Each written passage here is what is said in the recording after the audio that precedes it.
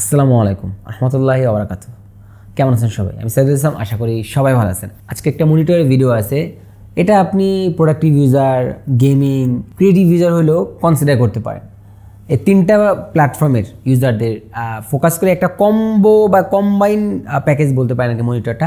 তো মনিটরটা কেমন, ফিচার কী আশয় বিষয় সব কিছু জানবো আমরা ভিডিওতে। তো শুরুতে হচ্ছে বক্স কন্টেন্টে কী থাকে সেটা দেখে নিই। এটা হচ্ছে মনিটরের বেস প্লেট, এটা হচ্ছে মনিটরের মিডল পার্ট বা স্ট্যান্ড বলতে পারেন। তারপর একটা হাই কোয়ালিটি পাওয়ার কেবল, ব্র্যান্ডের জিনিস এই একটা সুবিধা, অ্যাক্সেসরিজগুলো খুব ভালো মানের দেওয়ার চেষ্টা করে তারা। তারপর একটা পাওয়ার অ্যাডাপ্টার, এখানে 30 ওয়াট মেনশন করা আছে, তার মানে মনিটরটা খুবই কম পাওয়ার কনজিউম করবে। তারপর একটা পেপার আছে, এটা হচ্ছে মূলত আপনি কীভাবে স্ট্যান্ড সেট করতে পারেন ওটা এখানে দেখাই দিচ্ছে পিকচারের মাধ্যমে। তারপর একটা HDMI কেবল, এটা জাস্ট এখানে এভাবে দিলেই লেগে যাবে। আর এটা কিন্তু হচ্ছে একদম সম্পূর্ণ টুল ফ্রি ইনস্টলেশন, মানে কোনো যন্ত্রপাতি লাগবে না আপনার। তারপর বেস প্লেটটা জাস্ট আপনি এভাবে দিয়ে দিলেই হয়ে যাবে। তো এটা হচ্ছে মনিটরটা, যার model MSI Pro MP251E2 MP251 এর এটা আপগ্রেড ভার্সন বলতে পারেন। এখন কথা বলবো হচ্ছে মনিটরের ডিজাইন নিয়ে। MSI এর মনিটরটা খুবই সিম্পল এবং মডার্ন একটা ডিজাইনে করা। আমি যদি ফ্রন্ট লুকিং এর কথা বলি, 3 সাইডে হচ্ছে বেজেল নরমালি থাকেই না, কিন্তু এইটার একটা প্লাস পয়েন্ট কি জানেন, এটা খেয়াল করে দেখেন নিচের যে বর্ডারটা এটা কিন্তু একেবারেই খুবই মিনিমাল। নর্মালি কিন্তু আমাদের যে মনিটরগুলোতে এটা ডাবল থাকে, এটা একেবারেই কম। তো এইটা যখন আপনি সামনে থেকে দেখবেন না, মানে একদম ডিফারেন্ট একটা লুক আপনাকে দেবে, জাস্ট নিচের বর্ডারটাকে একদম হাফ করে দেওয়ার কারণে। তারপর আসে হচ্ছে স্ট্যান্ডের যে পার্টটা, এটা হচ্ছে আপনার স্কোয়ার শেপে করা, মাঝখানের অংশটা একটু উঁচু টাইপের, কার্ভ টাইপের আর কি, এবং সামনে একটা অ্যাক্সেসরি স্লট আছে। এই অ্যাক্সেসরি স্লটটা খুব কাজের, বিশেষ করে আমাদের একটু অর্গানাইজ ভাবে একটু টেবিলটা গুছায় রাখতে পছন্দ করে। আর মনিটর সাইড থেকে দেখলে আপনার স্লিমই মনে হবে, বাট এটা অত স্লিম না, আবার অত মোটাও না। এবং ব্যাক সাইডে হচ্ছে আপনার MSI একটা লোগো দেওয়া আছে।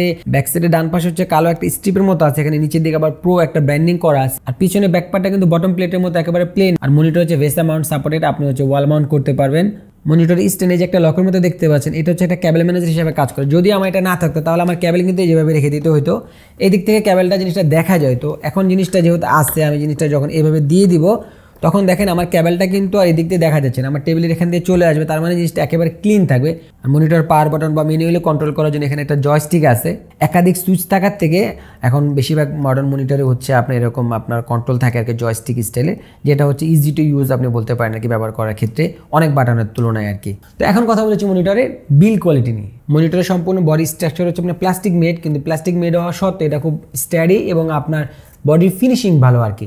এখানে যে বডির যে ফিনিশিংটা দেখতে পাচ্ছেন, এটা আপনার খুবই ভালো একটা ফিনিশিং। আর এখানে যে সারফেসটা আছেন, এটা হচ্ছে আপনার স্যান্ডি টেক্সচারের আর কি বলতে পারেন, একেবারে স্লিক না। হ্যাঁ, তো এটাতে না হওয়ার সুবিধা হয় কি, আপনার স্ক্র্যাচ পড়ে না। মনিটরের বেস প্লেটটা হচ্ছে এটা আপনার স্যান্ড ফিনিশিং দেওয়া, এটা সুবিধা হচ্ছে এটা আপনার স্ক্র্যাচ পড়ে না এবং আপনার ফিঙ্গারপ্রিন্টও পড়ে না। মিডল পার্টটাও হচ্ছে আপনার সম্পূর্ণ প্লাস্টিকের, কিন্তু আপনার খুব স্ট্যাডি। আর এটার যে মেন একটা পার্ট, এটা যে হিঞ্চ বা কবজা, এটা আপনি যখন করবেন, প্যান অ্যান্ড টিল্ট করবেন, আপনার স্মুথলি করা যায়। এই যে আমি করে দেখাচ্ছি আপনাদের, স্মুথলি করা যায়, কোনো আটকা যায় না। তবে এখানে আপনার ধরে নিতে হবে আর কি, ঠিক আছে। অনেকে দেখা যায় মনিটর নিয়ে সেট করার পর আপনার গেডি যেটা আছে এটা হচ্ছে আপ ডাউন করে না, বলে যে এটা তো ফিক্সড হয়ে গেছে।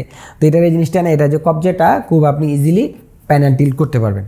মনিটরটা প্যান অ্যান্ড টিল্ট করা যাবে, বাট এটা কিন্তু হাইট অ্যাডজাস্ট করা যাবে না। মনিটরের বেস প্লেটের বটম পার্টে হচ্ছে আপনার এখানে 6টা রাবার প্যাড আছে এবং এই বেস প্লেটটা খুবই স্ট্যাডিক, শক্ত, এবং এই রাবার প্যাডগুলো থাকাতে যেটা হয়েছে কি, এটা টেবিলের উপরে খুব ভালো গ্রিপটা ধরতে পারে। মনিটরটা এত ন্যারো বেজেল হওয়া সত্ত্বেও এই সামনের এই অংশে কোনো ফাঁকা নেই আর কি। হ্যাঁ, অনেক মনিটরে দেখা যায় কি নিচে যে বটমে যে বেজেলটা থাকে এই জায়গায় ফাঁকা থাকে, হ্যাঁ, অতিরিক্ত ফাঁকা থাকে আর কি। বাট এটা আপনার এত ন্যারো বেজেল হওয়া সত্ত্বেও কোনো অতিরিক্ত কোনো ফাঁকা আমার চোখে পড়ে নাই। এটা ইউনিট সামান্য 19-20 হতে পারে, কিন্তু এটা আপনার এত কম ন্যারোতেও যে অত মানে চাইপায় ধরে রাখছে, এটা খুব একটা ভালো একটা কাজ। এখন হচ্ছে কথা বলবো আমরা স্ক্রিন সাইজ এবং রেজুলেশন নিয়ে। মনিটরটা হচ্ছে আপনার রেজুলেশন হচ্ছে আপনার 1080p ফুল HD রেজুলেশন আর কি, যেটাকে আমরা বলি আর কি। মনিটর স্ক্রিন সাইজ হচ্ছে 24.5 ইঞ্চি, বডি টু স্ক্রিন রেশিও হচ্ছে আপনার 92%। তো এটা খাতা কলমে হাফ ইঞ্চি মনে হলেও বাস্তবে না দেখলে কখনো বুঝতে হবে না, যদি সম্ভব হয় আপনি প্র্যাকটিক্যাল দেখেন। আর দ্বিতীয়ত হচ্ছে এটা নিচে তো হচ্ছে আপনার বেজেলটা খুবই ন্যারো বেজেল, এই জন্য আরও বেশি বড় লাগে আর কি। মনিটরের প্যানেল হচ্ছে IPS প্যানেল এবং এটাতে ইন্টিগ্রাল কোটিং দেওয়া আছে, মানে আউটার যে লাইটগুলো এটা রিফ্লেক্ট করে না। এটার ব্যাকলাইট হিসেবে থাকছে হচ্ছে আপনার WLED ব্যাকলাইট, এটা ব্রাইটনেস হচ্ছে আপনার 3net CDM। এই মনিটরে MSI IK টেকনোলজি অ্যাভেলেবেল আছে, যেটা MSI আইস আর্গো টেক নামে ব্র্যান্ডিং করে থাকে। এটাতে হচ্ছে less blue light, anti flicker, anti grain এটা আছে, প্লাস এটা হচ্ছে আপনার TUV সার্টিফাইড। অনেক সময় দেখা যায় একটা মনিটর লং টাইম কাজ করার পরে চোখ জ্বালা পোড়া করে, তো এটাতে এই জিনিসটা হবে না আপনার, যেহেতু এই ফিচারগুলো আছে মনিটরে। এখন কথা বলবো মনিটর রিফ্রেশ রেট আর response time. Monitor refresh rate হচ্ছে আপনার 120 Hz আর রেসপন্স টাইম হচ্ছে আপনার 1 ms MPRT আর 4 ms হচ্ছে G2G। আর এই যে হায়ার রিফ্রেশ রেট বা 1 ms রেসপন্স টাইম যে কম, এটা আমরা অনেকে মনে করি কি শুধু গেমিংয়ের ক্ষেত্রে লাগে, ভাই আমি প্রোডাক্টিভ কাজ করি আমার দরকার নাই। এটা একদম সম্পূর্ণ ভুল ধারণা। আপনারা যারা প্রোডাক্টিভ কাজ করেন, বিশেষ করে যারা স্ক্রোলিং করেন, তখন এটা আপনার খুবই কাজের একটা জিনিস। আমি আপনার এতটুকু বলতে পারি, আপনি যখন একটা 120 হার্টজের একটা মনিটর ব্যবহার করবেন, তারপরে যদি আপনি 60 হার্টজ মনিটরে যান, আপনি তখন রিয়েল পার্থক্যটা বুঝতে পারেন এবং আপনি তখন 60 হার্টজ মনিটর ব্যবহার করতে পারবেন না। তবে স্পেসিফিকলি যদি আমি গেমিংয়ের কথা বলি, এটাকে আপনি ক্যাজুয়াল গেমিং মনিটর হিসেবে ধরতে পারেন। এটা দেখা যায় না যে আপনি ক্রিয়েটিভ কাজ করেন বা প্রোডাক্টিভ কাজ করেন, পাশাপাশি আপনি গেমটা খেলেন, তাদের এটা খুব সহায়ক ভূমিকা পালন করবে। যদি আপনি কম্পিটিটর গেমিং করেন আর কি, তাদের জন্য এটা আইডিয়াল হবে না। তারা আরও ডেডিকেটেড যে গেমিং মনিটরগুলো আছে তাদের জন্য ওই সব মনিটর আদর্শ হবে। এখন কথা বলো মনিটর কেনার ক্ষেত্রে অন্যতম একটা কমন প্রশ্ন কালার অ্যাকুরেসি, পাশাপাশি থাকবে গোস্টিং প্লাস ব্লিডিং নিয়েও কথা। মনিটরটি হচ্ছে IPS প্যানেল, sRGB হচ্ছে 99%, 300 CDM, 8 বিট প্লাস হচ্ছে 6 বিট FRGB, মানে 10 বিটের একটা কালার আপনি ট্রু 10 বিট মনিটর না, বা 10 বিটের কালার অ্যাজ লাইক আপনি একটু আশা করতে পারেন। এটা যখন আমি বাই ডিফল্ট ইকো মোডে থাকে মনিটরটা, ইকো মোডে হচ্ছে এটার যে ব্রাইটনেসটা বা ভাইব্রেন্টটা কম থাকে, এটাকে আমি হচ্ছে ইউজার মোডে দিয়ে দিচ্ছি। ইউজার মোডে দিলে লাইটটা আপনার হচ্ছে ভাইব্রেন্টটা বা ক্রিসপিনেসটা বাড়ে।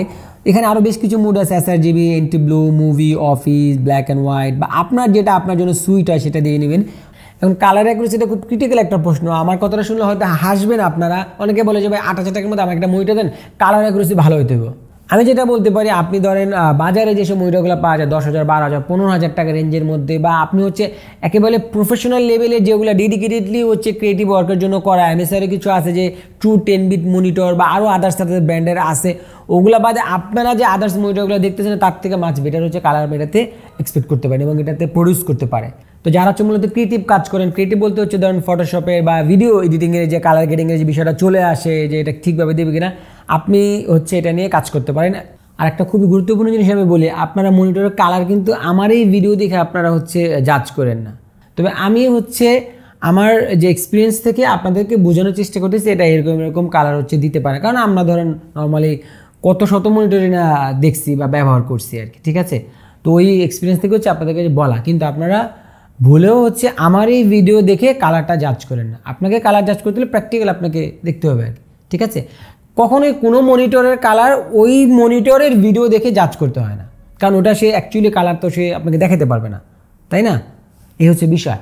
তো গোস্টিং, আচ্ছা মনিটরে গোস্টিং আছে, বাট অনেক গোস্টিং আছে ওরকম না, তবে ব্ল্যাক সারফেসে বেশি গোস্টিং দেখা যায় হোয়াইট সারফেসের তুলনায়। তবে এই গোস্টিংটা কিন্তু আপনি কমাতে পারেন, অনেকাংশে কমাতে পারেন। এটার জন্য আপনার যেটা করতে হবে, মনিটরের মেনুতে যেতে হবে, যাওয়ার পরে এখানে MPRT যে মুভিং পিকচার রেসপন্স টাইম, এটা বাই ডিফল্ট হচ্ছে অফ থাকে।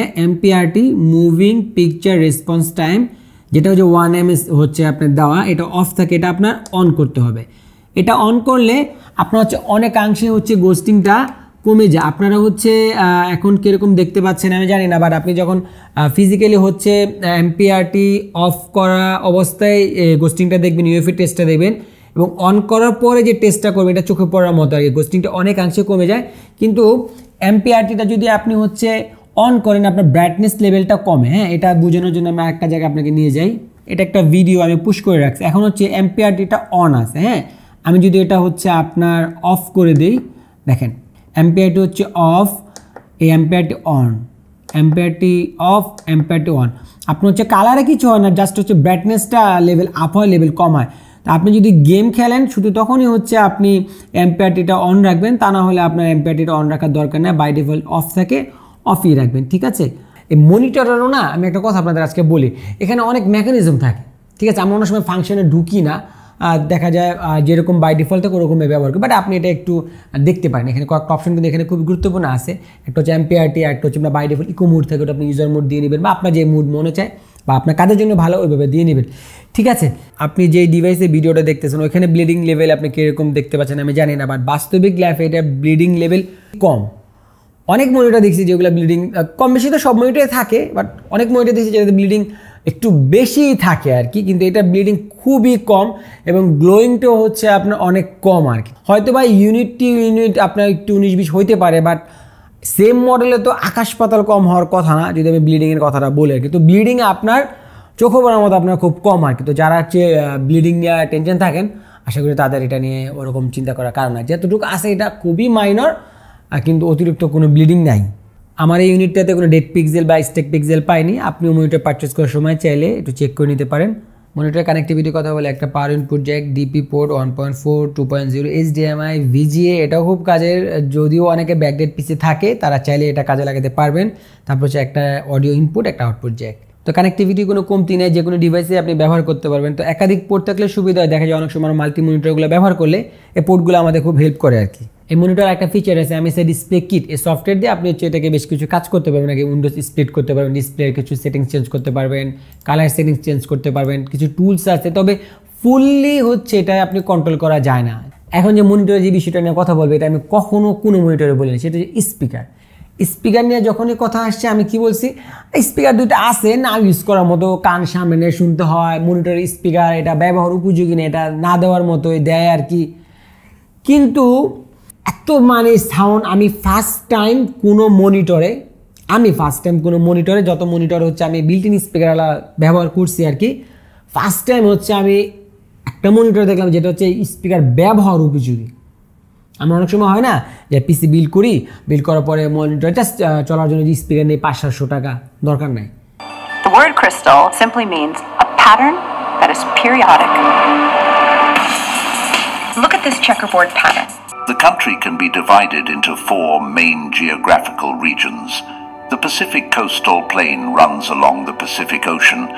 এটা ট্রুলি কাজের, বিশেষ করে যারা কন্টেন্ট দেখেন আর কি। ঠিক আছে, আমি মুভি দেখার কথাটা আনবো না, কারণ মুভি দেখতে হইলে আপনার হচ্ছে যেরকম একটু বেস্টেজ না হলে মুভি দেখে মজা পাওয়া যায় না।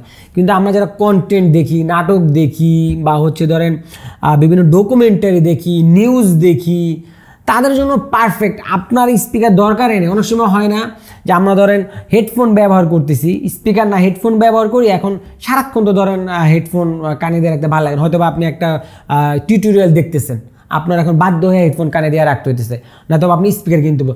তাদের মনে করেন যে খুবই কাজে দেবো, খুব ভালো লাগছে আর কি। তো ফিউচার নেক্সটে যদি আরও সব মনিটরের সব কোম্পানিদের এরকম দেয়, এটা খুবই কাজে। তো ভিডিও শেষ করে যদি একটু ফাইনাল ক্যালকুলেশন করে বলি আর কি মনিটরটা কাজের জন্য আইডিয়াল হতে পারে। দেখেন, এই মনিটরটা এরকম একটা কনসেপ্ট থেকে তৈরি করা হয়েছে যে ধরেন প্রোডাক্টিভ ইউজার, তারপরে ক্রিয়েটিভ ইউজার বা ক্যাজুয়াল গেমিং, তাদের জন্য একটা কম্বাইন করে করা আর কি। যারা প্রোডাক্টিভ কাজ করেন ডেডিকেট, তারা তো নির্দ্বিধায় নিতে পারেন, কারণ প্রোডাক্টিভ কাজ করার জন্য যা যা ফিচার লাগে সব কিছু আছে। তারপর সে ক্রিয়েটিভ কাজ করেন, যে যারা একটু কালার লাগে, কালার গ্রেডিংয়ের কাজ করেন, ফটোশপে কাজ করেন, তারা এটাতে যথেষ্ট পরিমাণ ভালো একটা কালার এক্সপেক্ট করতে পারেন। তারপর এটাতে হচ্ছে আপনার 120 Hz refresh rate, 1 ms sympathy, response time আছে।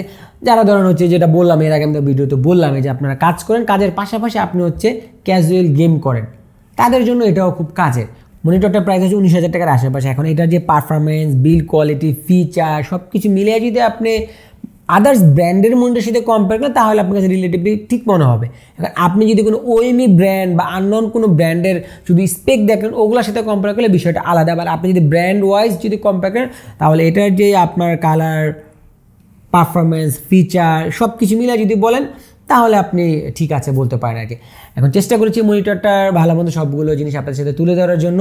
তো কেমন হলো ভিডিওটা আপনারা জানাবেন, আর নেক্সটে কী টাইপের মনিটরের ভিডিও করা যায় সেটাও জানাবেন। আমি সাইদুল ইসলাম, যারা এখন টেকমিন ইউটিউব চ্যানেল সাবস্ক্রাইব করেন, সাবস্ক্রাইব করে নেবেন। আজকে আমি এখানে বিদায় নিচ্ছি, আল্লাহ হাফেজ।